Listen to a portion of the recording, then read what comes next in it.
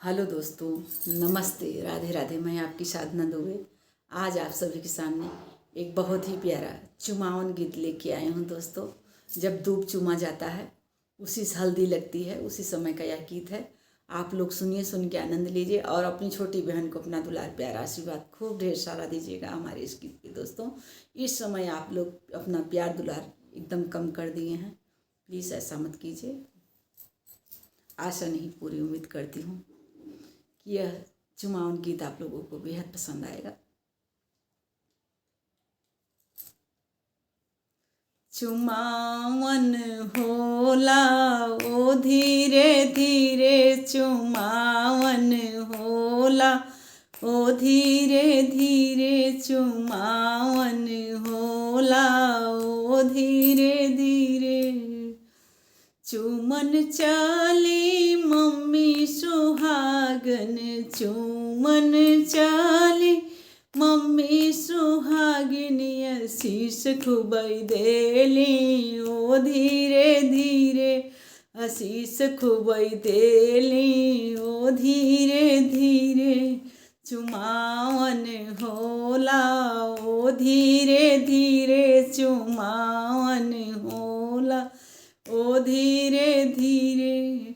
चुमन चली है बनने की ताई, चुमन चली है बनने की ताई, आशीष खुबई देली ओ धीरे धीरे, आशीष खुबई देली ओ धीरे धीरे। चुमावन होला ओ धीरे धीरे, चुमावन होला ओ धीरे धीरे, चुमावन होला ओ धीरे धीरे।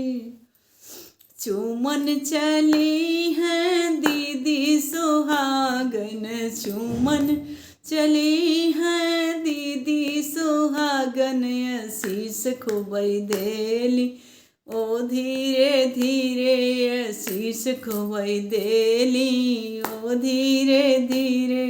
चुमावन होला ओ धीरे धीरे, चुमावन होला ओ धीरे धीरे।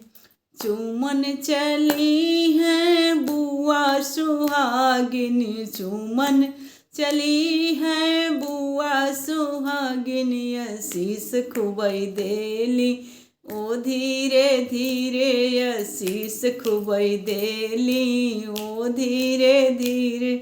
चुमावन होला ओ धीरे धीरे, चुमावन होला ओ धीरे धीरे।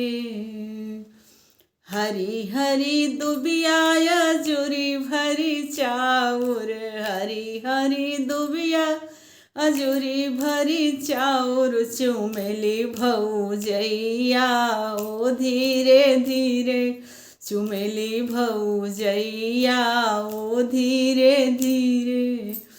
हरी हरी दुबिया अजूरी भरी चाउर, हरी हरी दुबिया अजूरी भरी चाउर, चुमेली भौजैया ओ धीरे धीरे, चुमेली भौजैया ओ धीरे धीरे। चुमावन होला ओ धीरे धीरे, चुमावन होला ओ धीरे धीरे।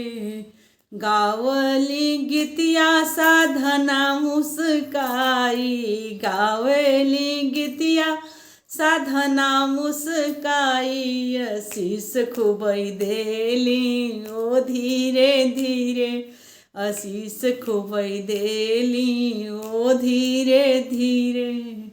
गावली गीतिया साधना मुस्काई, गावली गीतिया साधना मुस्काई, आशीष खुबई देली ओ धीरे धीरे, आशीष खुबई देली ओ धीरे धीरे।